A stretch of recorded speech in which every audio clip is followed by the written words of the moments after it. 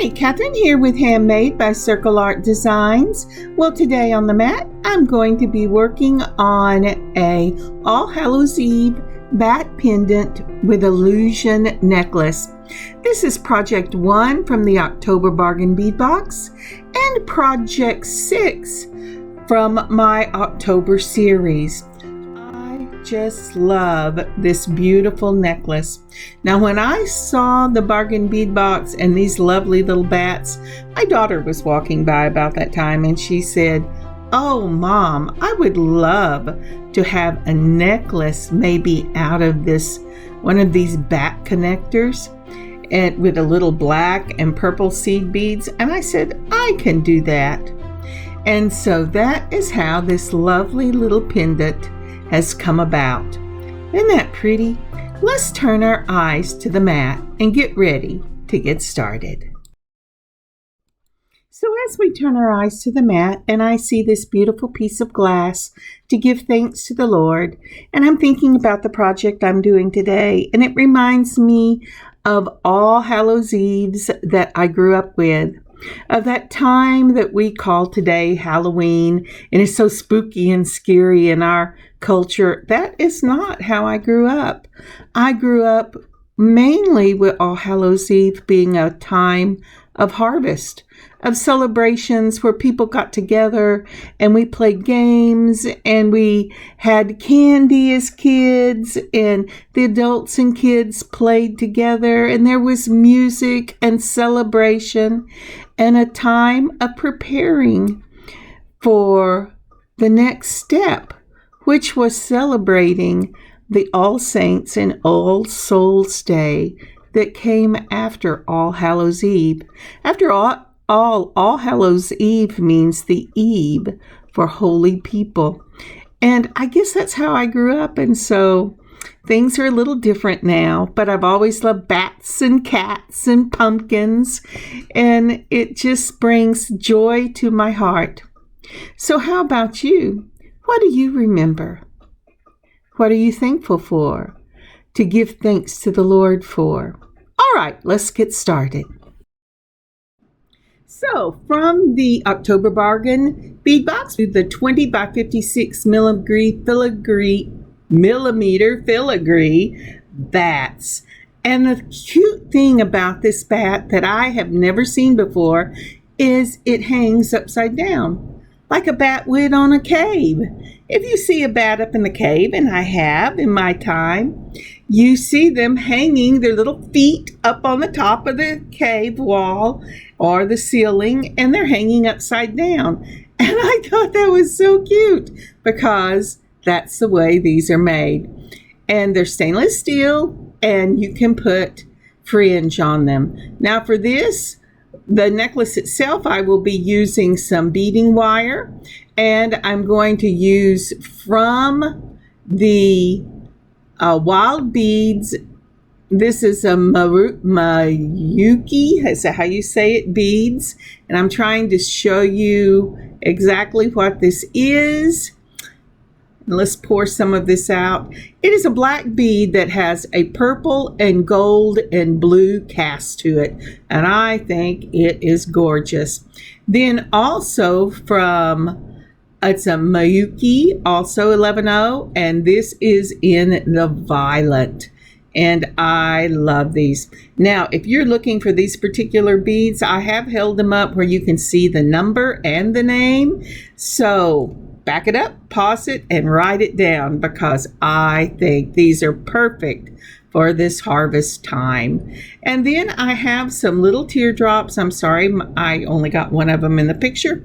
These are glass teardrops with an AB finish, and I think they look like little dewdrops. And I also am going to use this fire line. Now, fire line is what I will be using on the pendant itself. I've taken a large length of the fire line, at least 24 inches, and I'm going to do a surgeon's knot in the first hole. And I'm going to put it through just like that. Then I'm going to bring a piece up, and then when I do a surgeon's knot, you make your loop just like you were doing. Oh, gonna have to get a little more creative with that, just like you were doing. And then instead of putting the tail through the loop once, you put it through twice. I have to tell you, sometimes I put it through 3 times. Then I'm going to go back through, and I have added a needle to this because I was having a hard time getting that thread on through. And once I get it through, before I pull it all the way down, let's go ahead and move this again. I'm going to go ahead and make a surgeon's knot again. And I put the tail through once through the loop and twice through the loop. Come on, you can do this, Kathryn. Twice through the loop. And then I'm going to put it one more time just for good measure. I'm just that way. It makes me nervous tying these little knots. But anyway, when I get that done, then I'm going to pull it down and we will be ready to start. Now, I am not going to cut this tail off until I get quite a bit of this beaded. But I'm being very careful with this fire line because I do not want it to knot. But I am really giving it a tug so that it lays down onto the piece. And when you're doing that, make sure your knot is on the edge, not on the front face or the back face, but hanging from the edge. So your beads will hang down and will not pop up where that hole is. All right, so this is kind of a hit and miss whenever you're doing this. It depends on how long you want your circles or your U's to be. I've started out with 10, that beautiful black. Isn't that pretty? And I'm measuring to see how long I want the loop to be. Now you'll notice here that I have put it in the first hole on the wing, and then this one will go, I'll skip a hole, and then I'll put it in the hole next to the body of the bat. My daughter asked me to do it this way, and I thought, well, that's perfect. I was just going to do the loops straight down and across, but this gives it more dimension, and they will actually lap over each other. All right. So I have put 20 of these beautiful black beads on there, and I'm adding the teardrop, and I'm looking to see where that teardrop hangs. Now I'm counting to make sure that I have 20 of these on. Once I do, I have to decide whether I'm going to add violet to this piece. Let's see here. But 20 of the 11 O's is perfect for where I want my first loop to hang. But I have decided I'm going to go ahead and put on some of the violet. My first thought was to just do solids, a black, a violet, and a black. But I think I'm going to take off 4 of these. 1, 2, 3. Come on, you got this. 4, and I'm just going to take them off my needle like that. And I'm going to add instead some of the violet on either side of this little. It's so pretty. It is very crystal clear, and I'm sure it's not glass. It might be glass, but I don't think it's glass. I got it in a bunch of bead soup that I got from Wild Beads several years ago, and I've used all of them but these last little 3, and so that's where these are going. All right, so I have put on the violet. I put 4 on either side of my teardrop, and now I am loading my outside with, there we go, with 10, and then I'll add 10 more. It's just easier for me to count in tens. And actually, I won't add 10 more. What am I saying? I'm actually going to add a total of 16. So I'll do an 8 and an 8. But whatever you decide, whatever colors, whatever combination, if you want it to be about the length you see here, and you're using 11 O's, and there are 11 O's that are consistent in their size, then 20 total will be perfect for your outside loops. Now I have some silver that I bought, and I will show it in an upcoming video. That I love the color. They're wonderful to work with, but there is absolutely no consistency in the size at all. They say 11/0, but some of them are real thin, some of them are not real thin, and so it's hard to use them for anything except straight line beading. I have pulled out very meticulously some that are almost exactly the same size, but I am always sad whenever I have to do a large project with them. All right, so now then, I thought I might hide the tail of the string in, but I decided that was just more than I wanted to do. So I've gone ahead and put it through that hole at the body. And, come on, you can do this. Once I get it through the hole, I am going to go ahead and I am going to bring the needle back through all of those beads, including the teardrop, making this have a double row in it of thread. The reason I'm doing this is because this will be a dangle, and this is a nice gauge thread on that fire line, and as lightweight as these beads are, there's not a problem. But this is the way that I do my fringed earrings, and I've never had a problem with them, and it feels like it has more body to it when you double this thread. So again, once I got everything on, I went through my hole right by the body, went around, and then back through everything that I had strung, and I will end up in the same place that I started. The reason that I do it this way, again, is to give it strength, but it will also help in the way that it's going to lay. Remember, this is a pendant, and you want this to have a body to it and a little bit of weight to it whenever you are wearing it.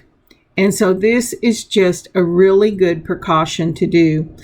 This makes if you've ever watched any of my fringe earring series, this would make the bat itself your stopper bead.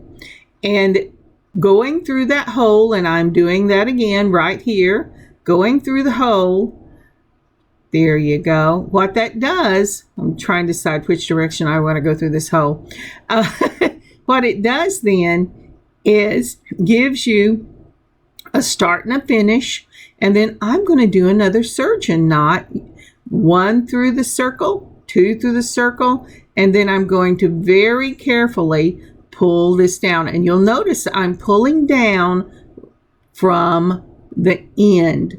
The reason that is, just like in the beginning, you want that thread to come off the edge of that bat wing. You do not want it to come off the front face. So there will be a little bit of your thread showing. Now I'm going to do that on the other side, and when I get that done, I'll show you what we're going to do in the middle. Remember, we're going to tie it on, and then we're going to go all the way down through all of your beads. Then you're going to tie it off. And now, I'm sorry, I don't know how the camera got, I must have hit it. What I did was I put my needle back through and just ran about 1/2 inch through the beads, and then I cut it into the dangle itself.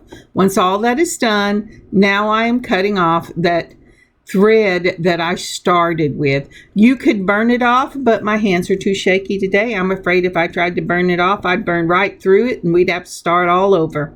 But tie it on, 20 beads, go through the hole, around the hole, back through all 20 of those beads, around the hole, make another surgeon's knot, bring the needle about 1/2 inch down through it, and then clip it. And that is that one ready to go. So now I have thread on my string, and I'm going to start the other side, and I will see you in a moment. And we're back. Now, isn't that pretty? I just love that.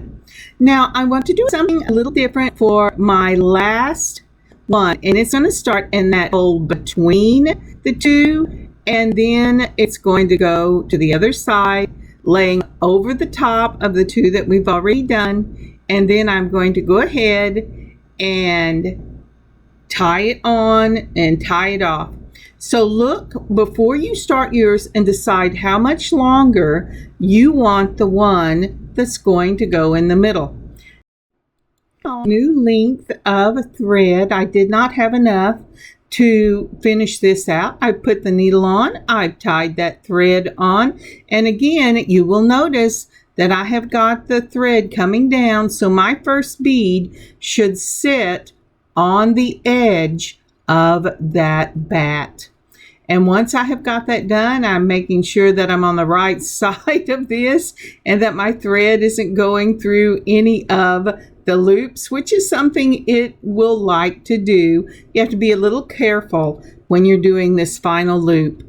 Now this one, I am going to start off with my violet color, and it doesn't matter how much of this color you use, but I am, for the sake of consistency, I am going to go ahead and use the same number of beads I used for one side of the other loops. And that will be 20 beads on each side. And you might think, well, why are you doing that? Because you said you wanted it to be longer. I do, but the length is going to be in the secondary color. Now look at that violet up against that black. Isn't that lovely? And do you see how it lays across the loop? That's really, really beautiful. I just love that. And so now that I have got that to the beads, the 20 on one side, I'm going to add these black beads back to it. And now I am thinking, how many of these do I want? I have put on 7, and I have 8, 9, 10, 11, 12. I'm going to go ahead and put the teardrop on and see where that teardrop hangs with the rest of the beads. And that's going to be perfect. I just love that. So we're going to go back and we're going to mimic what we just did going up the other side. So we'll put on the black, make sure we get the same number on one side as we did the other.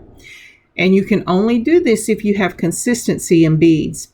But I will tell you a trick, because there were many years that I could not get beads that were consistent. I just had to get what happened to be in my store, be it a Joann's or a craft store or a Walmart. It didn't matter. That's where I had to get the beads. When you have beads, when you do not have consistent beads available to you in length, if you will pour out a larger number of your seed beads than you're going to need, and then take your hand and spread them across your mat.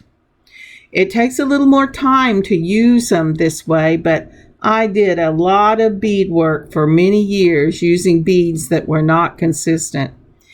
What you will find is there is a consistency. You have to decide what thickness you want and pick them out. If you can, isn't that pretty? Now that's finished up. I love that. And then we're going to tie off the other end just like we did before.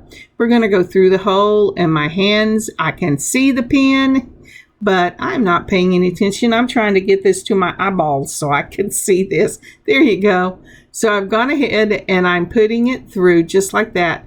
And this time I'm going to loop this through just like the surgeon's knot. I'm going to loop it through, and then I'm going to very carefully bring that down, and then I'm going to do it one more time, and then I'm going to go back through these beads just like I did the others.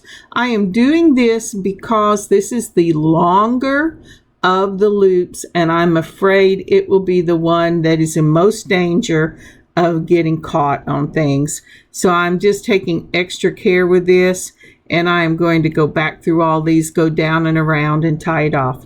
But as I was saying about the seed beads, so say you say, well, yeah, but mine don't have enough consistency in the length to even do that. Okay, this is the other thing we did. Now you have to measure. I know it's the M word, but if you will take and notice the length on one side and measure as you go the length on the other side, even if you can't use the same number of beads, maybe one side an inch measures 10 beads, but the other side it takes 12 beads. That's okay as long as your length measures the same. I used porcupine quills for quite a while, and boy, you just really have to be careful with things like that.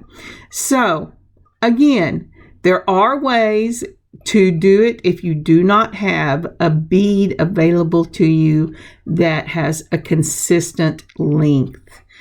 And it's just the way it was when I was a young girl. So don't give up. Measure or spread out a bunch of them and get them as close as possible to the right length. And when you do that, always measure. Measure so that it looks like it's about the same, but when you lay it down next to the other one, you're a bead short or a bead too much. And that's okay. Just take it off. It's the finished product that you want to look consistent.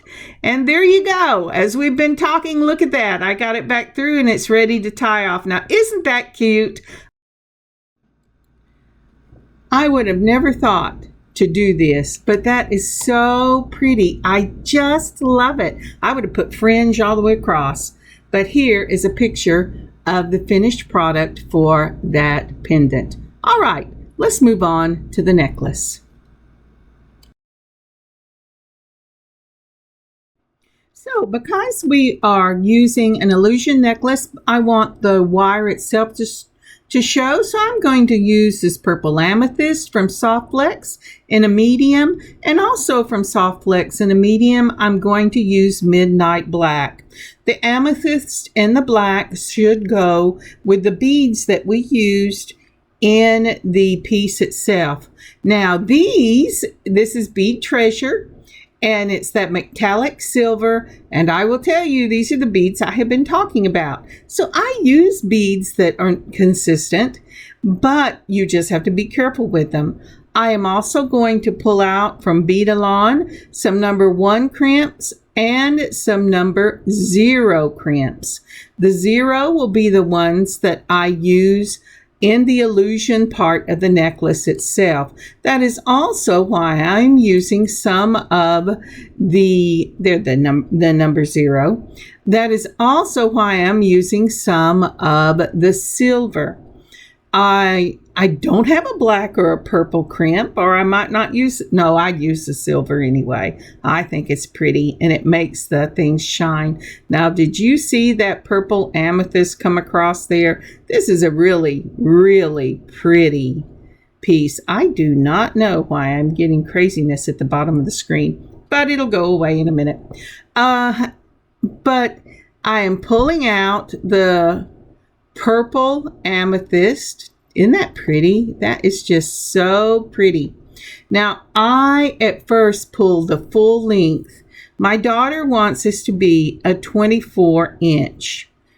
And I do not know why I put the soft flex out. Oh, no, I wasn't doing that. I pulled the wrong thing. And I'm going to pull the purple and the black. I'm going to put the ends together. I have actually pulled 26 inches. The reason I have pulled the 26 inches is I want to have enough to go through and make the little loop on either end for this necklace. And I want to make sure that they will set together. I don't want one to be longer than the other. I literally want these to set side by side. Once I get this started, I realize, oh, wait a minute. This has to have a clasp on it because she wants an extender in case she wants to make it a little longer. So I'll show you that when I get to it. But for the first, you want to decide how long your necklace is going to be, and then add an inch to either end so you have plenty of room to get on your crimp and to get started.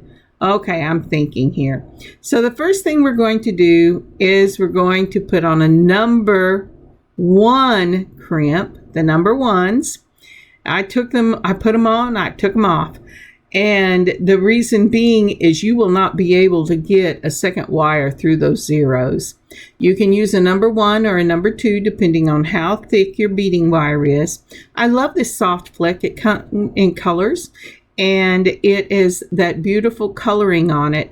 And this, I've used a lot of the amethyst and a lot of the midnight black. And I love the medium weight. It's a little stronger. There you go, showing that. And it will hold quite a bit of weight, but this isn't going to have almost any weight on it.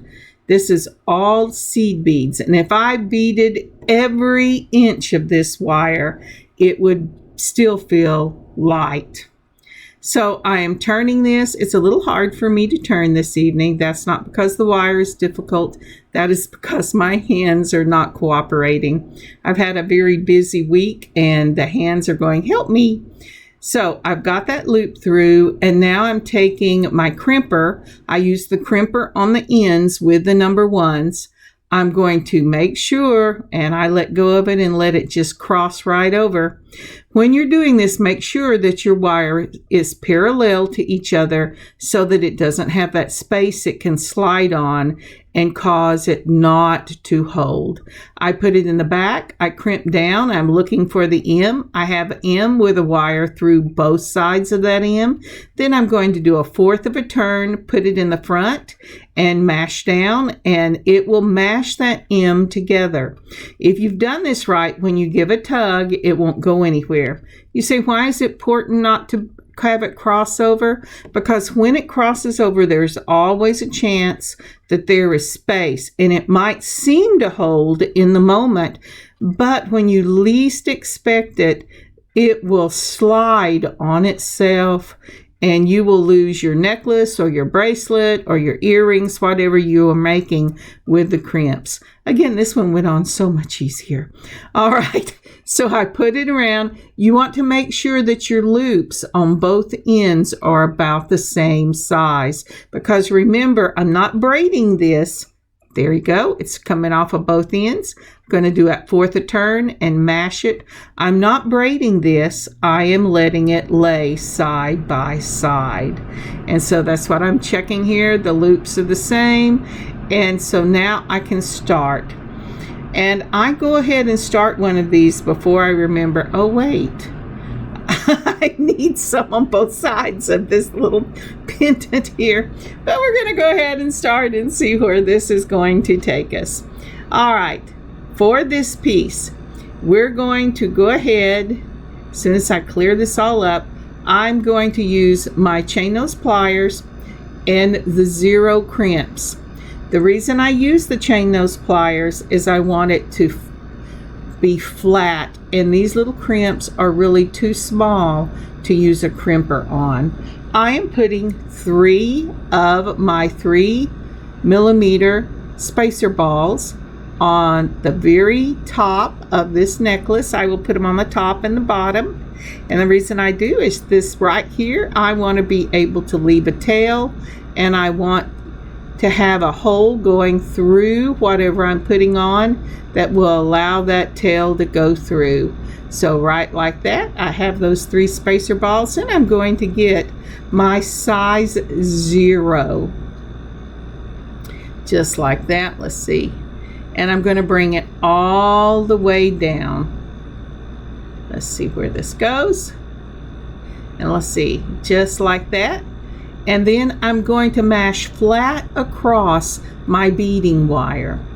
Now, the lady I learned to do this from, she said mash flat across, then take the tip and mash on one side of the wire, turn it over, or turn your hand over, whichever way. I'm going to try to turn your hand over, and mash on the other side of the wire. That way, just like the M captures that wire, so that flat and crimping on both sides captures the single wire going through. Now again, I'm going to decide about how much space I want between my components. I'm going to mash flat, and I will be eyeballing it for this. I'm not going to measure each one of these, but you can if you want to. And then I'm flipping it over, and I'm going to mash the point down on the other side, and then give it one more mash just to make sure. And that crimp should not go anywhere. If you pull on that little crimp and it wiggles, then you need to mash some more or wiggle it all the way off and start again. I've done that many times. All right, so I have put 2 silvers, and I check to make sure they're about the same size. That's what I'm doing, and you'll see me pull beads off here and put them away. Then I put on 3 of the black, then I put on 1 more of the silver. I'm going to put on 3 of the, I'm sorry, not 3, 4. I'm doing 2 silver, 4 of the black, 1 silver, 4 of the violet, 1 silver, 3, and I'm sorry, boy, I've got 3 on the brain, 4 of the black, and then I'm going to put on 2 more of the silver. All right, let's see here. Yeah, that looks right. All right, so let's go ahead and put on 2 more of the silver. I'm looking, if you're going, what are you doing? I am looking at the silver as it goes through to make sure there's a consistency in the look, because these are the beads I was telling you about. I have so much trouble with consistency, but they are a wonderful bargain. They're close to my home. I have worked with this kind of bead my whole life, and so there's nothing wrong with the bead. You just need to take extra care to get a consistent look. All right, again, I'm mashing flat across, and I'm being very careful about how much of my tip I'm using, because these beads are glass and they will bust. So I put it across, I've mashed on one side, then the other, and come across again, giving it a little tug, and that is the look we are going for. Now we will do this, let's do it one more time, to give the illusion that they're hanging in space and you don't have anything holding them. You have to use a lot of these little number 0 crimps. And I always use bead-along. I really love them. Okay, I'm looking at what I did before. I'm giving it a little more space this time, since it will be the rest of the necklace. And then this is how I do it. I turn it in my hands. And I mash on that side. I've mashed across. I've mashed on the other side. I'm going to come and mash across. And ta-da! We've got a space. And so I'm going to build this again. I do not need 3 silvers, because I am working that crimp into the design so that it looks like one of the silver beads. So we're putting on 2 of the silver, 4 of that black, 1 of the silver. These are our spacers to bring brightness to that dark color. Then 4 of the purple or violet. Then another single silver. Oop, got more than I needed. And that's what I'm doing whenever I look at it once it's on, to make sure it looks like the silver that went before it. Then I'm going to go ahead and put on 4 of the black. And then I'm going to go ahead. Yes, did you see me throw 1 of them to one side? It was just too big for this project. I'll use it, but just not in this project. Then 2 of the silver, and then another of the 0 crimps. Then we're going to, see, isn't that pretty? I just love that. And we're going to crimp that down just like that. And I will continue doing this till I get to what the middle of this necklace is. So what she wants is a 24 inch. If you divide that, that's 12. And I left an inch for each one. So what I will do whenever I get my brain together and go, oh yes, look what I did, is I will measure out 13 inches from from the other end, and I will fold it over and make sure that the ends will meet with just an inch left to finish that out. So I've measured the space between this. I've put on my my number 0 crimp, and now I'm going to bead this again. And when we get to the point where I remember what I was doing, I will meet you here in just a moment.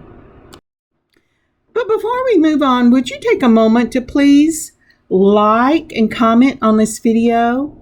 And if you're not a subscriber, would you subscribe to our channel and help us to grow? And lastly, would you share this video and share our channel? It just takes a little bit of time, but it really means a lot to me. Thank you so much.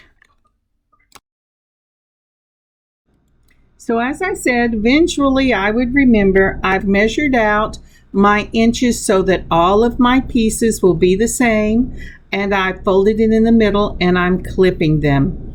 That is the black and the purple. We will need a black and a purple for each side. And now I'm going to finish beading these. I'll see you in a moment. All right, so we've got this one done. If you'll notice, I have black, purple, black. Now I'm going to go ahead and put on the end of my piece. So I've gone ahead and I put on the crimp where I want this last little section to go. I'm going to put on 1, 2, dropped it, 3. Oh, I've got 4 on this, surely not. Let's see what it looks like. 1, 2, 3, 4. And then I'm going to need another one of the number 1 crimps, not the zeros, because that's what we use for the illusion, but the number 1. And then I'm going to take it and I'm going to turn this wire down just like that until I can get it to go where I want it to go. And like I said, this wire is a little stiff, but it's so pretty and so worth it. And I put it in just like that. Make sure that it doesn't cross over. Oop, I pulled it back out. Look at that. And once I've got that done, I'm going to go ahead and put it into that first bead, and then we will be ready to crimp. All righty. So I've got it in there. I'm pulling this down until I get this little loop the size that I want it to be, making sure it's about the size of the other one. It needs to come down just a little bit more, but not much. Let's see here. Oh, I pulled it too much. One more try. There you go. That looks right. Let's crimp it down. In the back, go ahead and crimp with your crimping tool. It should make that little M, and you should have a wire coming out of both sides. Let's make sure that happens. Then we're going to check them one more time before I completely get this crimped. And then we're going to go ahead, turn it 1/4 a turn, and mash that M together. And now I have a secure crimp. I have a nice size loop so that it looks like the other, and I'm going to pull these down just like that.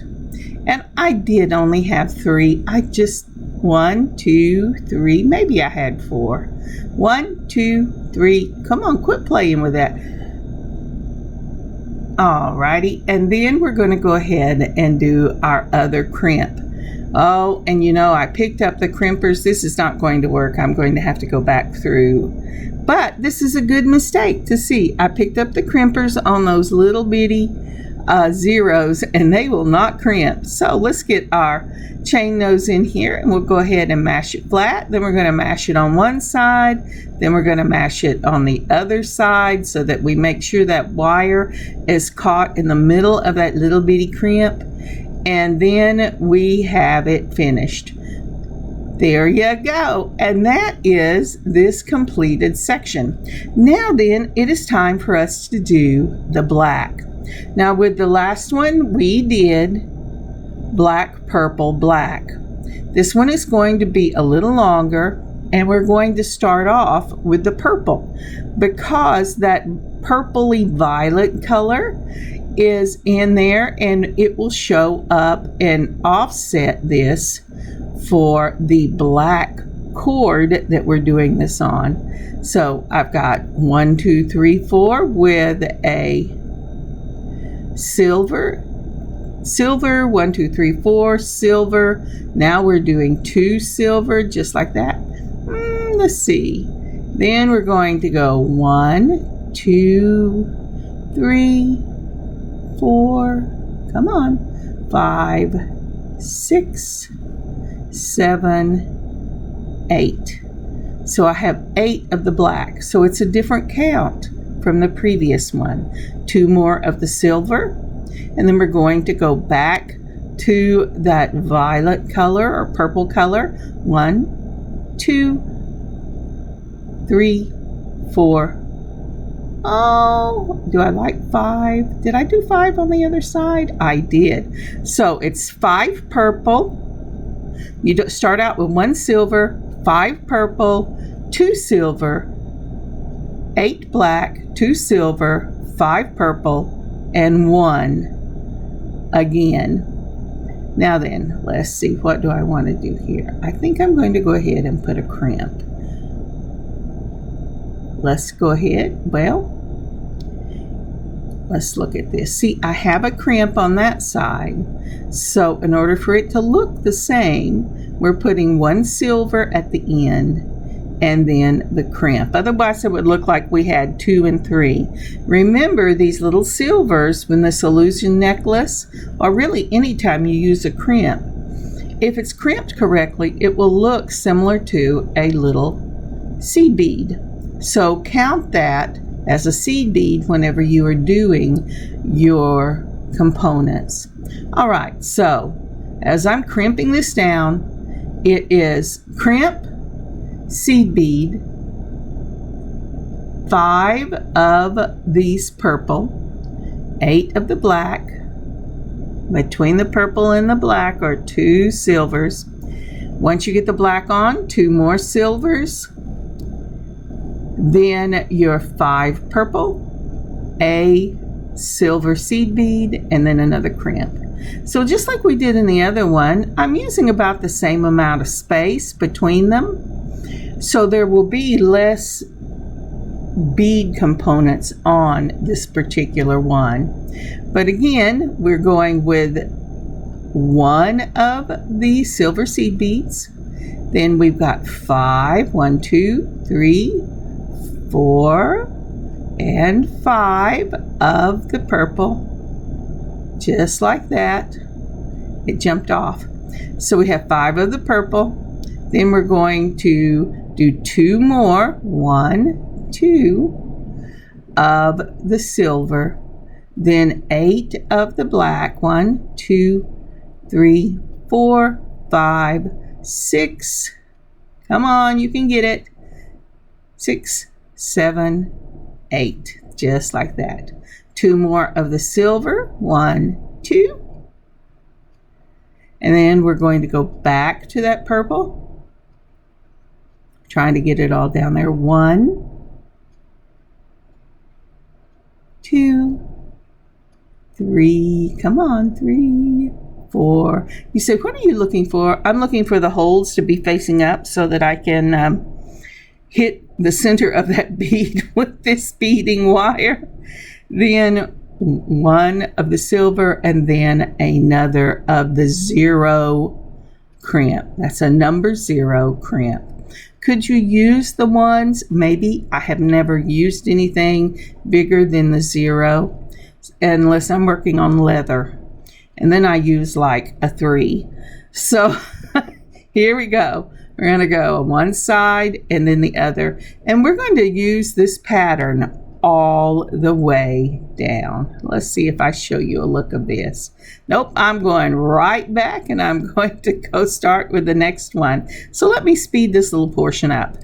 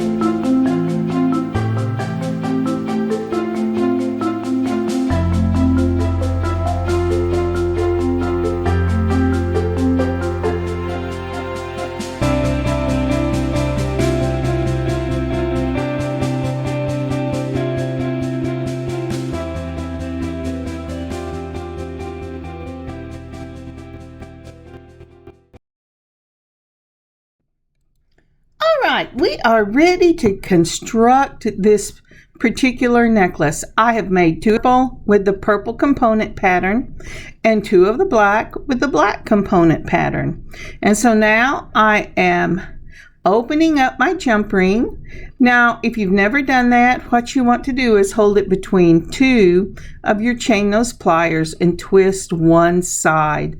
Don't twist it with both wrists. It makes a weak point in your jump ring. I have pulled out that, and there you go. You saw me twist it from one side. And I am putting on whatever color you put on first. You want to make sure you put that color on first the next time. Once I've got both colors on, I'm going to go ahead. I had to think about that. I had to go ahead. I'm going ahead and put a jump ring on through that hole in the it's about 1/4 of the way down the ring, and that way it will be able to move a little bit. It's not a hole like we beaded in. It is one of that filigree holes that the bat has in its wings. And again, if you put the black on first one side, put the black on first the other side. You want black on the outside on both and purple on the inside on both, or opposite. It doesn't matter which you do, just make sure that you're consistent with what you're doing. Now you could twist these together, but I did not want that look. I talked it over with my daughter, who is the one who wanted this made, and she wanted that nice just straight line just like that. And the beauty of this is the more you wear it, the straighter that wire will get. And that's what I'm doing. I'm going, did I do this right? And is it just twisted on the jump ring? Let's see here. I have got the black on one side inside, the purple on the outside, the black on the inside, and the purple on the inside. And that's what I'm making sure of here. All right, so now we're ready. And it isn't the end of the world if you don't do it that way. Don't tell anybody, and they will never know. They'll think, oh, look at that. She's so smart. That is so cool looking. But all right, again, wherever you have them laid out, whatever's on the outside, put it on first, and then the inside on your jump ring. And then we're going to go ahead and do this just like a regular necklace, and we will put a lobster claw clasp on one side. Isn't that pretty? I just love that. Now, will these stay exactly that way where they're one on the inside, one on the outside? No, because they're going to jump around a little bit, and that's okay too. But you want to at least start out with colors together on the outside and the inside, or at least that's the way I like to do it. If you don't like to do it that way, that's perfectly fine. This is your creation. Remember, you want to make this yours. You don't have to follow the patterns I do. The thing that you want to do with this necklace is you want to make sure your spacing between them is about the same. You want consistency on each string or each of your cords with your look. And you want to make one cord slightly wider with your component, longer with your component, like we did. We did 3, 3, 3, and then we did 5, 8, 5, so that it gives it a slightly staggered look. And you want your necklaces to be the same in length. The sides of your necklace, each one of the cordings, to be the same in length, so that they won't bow. All right, so that is the completed. Oop, I didn't get my jump ring. Look at that. I'm going oop a lot today. It just always surprises me whenever I don't get it closed. I go, I felt it. It felt closed. But that's the thing with these teeny little, it's beautiful to use the soft flex. I love for the wire to show because it's just so pretty. But boy, you have to make sure that you get your jump ring closed. So I'm maneuvering this back around so that I can get that jump ring back in the same place.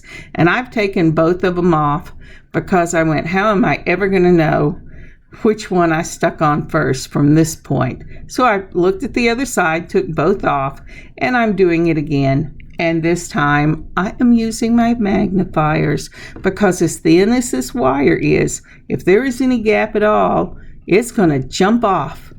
And you do not want that. If I could have got 2 jump rings in that teeny little hole, I would have put 2 jump rings on each side with both of the wires on. I like to do double jump rings a lot. But as my daughter says, this isn't a piece I'm going to wear all the time. I think it's a beautiful piece for All Hallows Eve, Mom. But don't sweat the small stuff. She's so smart. Okay, isn't that pretty? I just love this piece. She asked me if I could do a matching bracelet, and I may work on that later in the week, but for right now, this is what she has for All Hallows Eve. Isn't that lovely? I just love it. So pretty. And you know, any double connector you could do the same style with the beads and the illusion necklace, and as long as it had enough holes. So let's see some pictures. Isn't that lovely? I just love that. Thank you so much for joining me today for this project, the first project in the October Bargain Bead Box series. I have some other things that I would like to do, but most of the things for All Hallows Eve I'm going to be doing in the next few days and get them out as quickly as possible. So look around in your own stash. Look for a double connector and make one of these lovely pieces for yourself. God bless you. God keep you safe. Until later in the week, Kathryn, Handmade by Circle Art Designs. God bless y'all.